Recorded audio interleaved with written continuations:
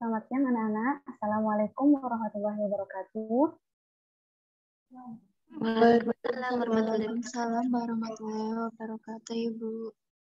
Ya, bagaimana kabarnya anak-anak hari ini?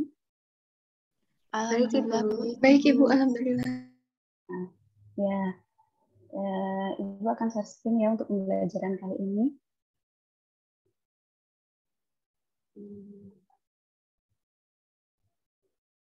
Nah, apakah sudah terlihat? Sudah, Ibu. Ya, baik. Untuk kali ini kita akan pelajari tentang hakikat ilmu kimia. Nah, sebelumnya ketika kalian mendengarkan tentang istilah kimia, apa yang ada di pikiran kalian? Racun dan ledakan, Ibu. Oh ya, biasanya kebanyakan orang bakalan mendengarkan istilah kimia itu berhubungan dengan racun atau ledakan. Nah, tanpa kita sadari bahwasanya ilmu kimia ini tidak terlepas dalam kehidupan sehari-hari kita. Misalnya, ketika kita mandi menggunakan sabun, dan juga ketika kita sarapan dengan meminum susu. Nah, secara bahasa, ilmu kimia ini merupakan dari bahasa Arab yang artinya yaitu perubahan benda atau zat. Nah, ilmu kimia ini merupakan ilmu yang mempelajari tentang komposisi, struktur, dan sifat zat serta perubahan. Dan materi adalah segala sesuatu yang memiliki massa, memiliki volume, dan menempati ruang. Nah, selanjutnya yaitu susunan materi. Susunan materi merupakan yang berkaitan dengan unsur, senyawa, serta campuran. Nah, apa itu unsur? Unsur merupakan zat yang paling sederhana yang sudah tidak bisa dibagi lagi. Contohnya, hidrogen dan oksigen. Nah, selanjutnya yaitu pada senyawa. Senyawa merupakan zat yang terbentuk dari gabungan beberapa unsur dengan perbandingan tertentu. Contohnya yaitu CO2, H2O, dan sebagainya.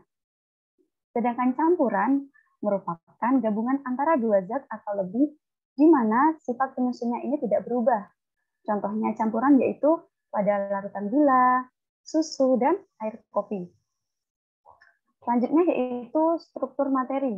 Struktur materi ini menjelaskan tentang ikatan yang terjadi antar atom sampai terbentuknya molekul unsur serta molekul senyawa atau ion. Nah, contohnya yaitu untuk molekul unsur yaitu O2, N2, H2, dan sebagainya.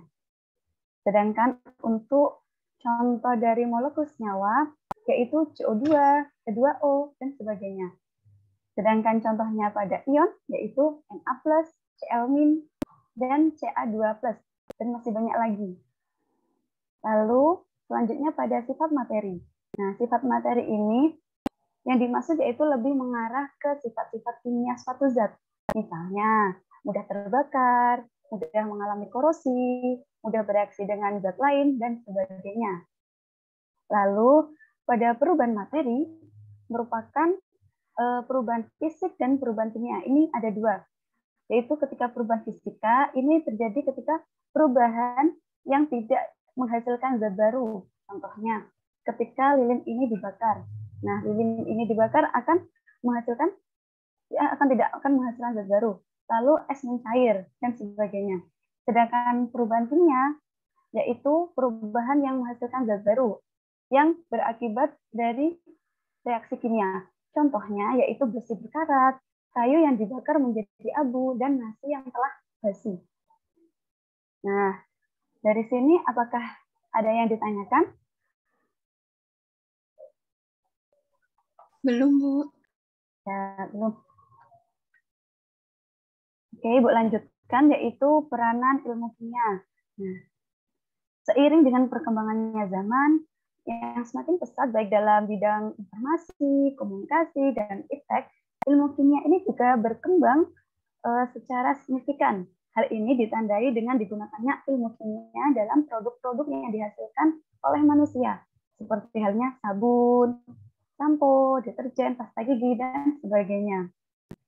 Nah, ilmu kimia ini juga sangat berpengaruh dan memiliki peran yang penting untuk perkembangan ilmu lainnya, seperti halnya dalam bidang biologi, bidang pertanian, bidang kesehatan, dan bidang ilmu kimia.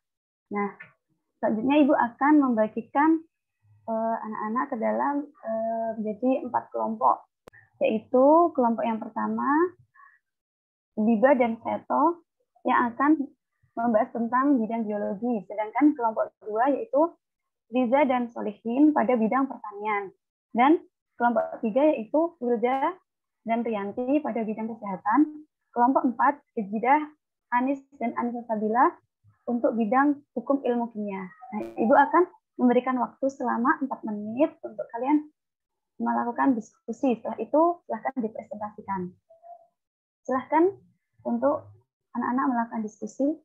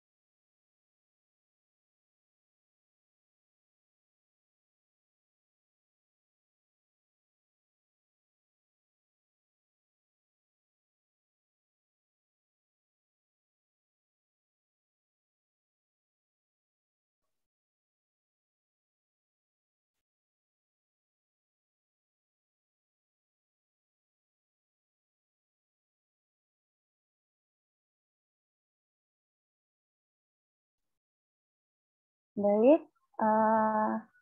dari anak-anak sudah siap untuk mempresentasikan hasil diskusinya? Sudah, Bu. Ya, silahkan untuk kelompok 1 untuk menjelaskan. Baik, izin menyampaikan ya Ibu hasil diskusi saya dan juga Mas Seto peranan ilmu kimia pada bidang geologi. Menurut kami, sifat-sifat kimia dari berbagai material bumi dan juga teknik analisisnya telah mempermudah ilmu bidang geologi dalam mempelajari kandungan material bumi. Contohnya adalah membahas tentang logam maupun tentang minyak bumi. Seperti itu Ibu dari diskusi kami. Ya, sangat betul sekali Mbak Bida. Jadi pada bidang geologi ini, sifat-sifat kimia itu memiliki tujuan untuk mempermudah pada bidang geologi seperti halnya untuk mempelajari kandungan material bumi, pada logam maupun minyak bumi. Nah, selanjutnya untuk kelompok 2, silakan untuk sampaikan. Saya Bu izin menjawab Ya, silakan Mbak Riza. tentang bidang pertanian. Menurut kelompok kami, pada bidang pertanian, analisis kimia mampu memberikan informasi tentang kandungan tanah yang terkait dengan kesuburan tanah. Dengan data-data tersebut, para petani dapat menetapkan atau tanaman yang tepat. Ya, betul sekali Mbak Riza. Jadi pada bidang pertanian ini, analisis kimia mampu memberikan informasi tentang kandungan tanah yang terkait dengan kesuburan tanah. Dengan data tersebut, para petani bisa menetapkan tumbuhan atau tanaman yang tepat. Nah, selanjutnya, silahkan untuk dijelaskan pada bidang kesehatan untuk kelompok 3. Baik Ibu, saya izin menyampaikan hasil diskusi kelompok 3 ya Bu. Baik, silahkan Mbak Rianti. Oke, peranan kimia dalam bidang kesehatan ini itu cukup memberikan kontribusi ya Bu. Contohnya itu seperti jalur perombakan makanan seperti karbohidrat, protein, dan lipid. Nah, jalur tersebut ditemukan dengan adanya ilmu kimia. Mungkin seperti itu Bu dari kelompok kami. Ya, betul sekali Mbak Rianti.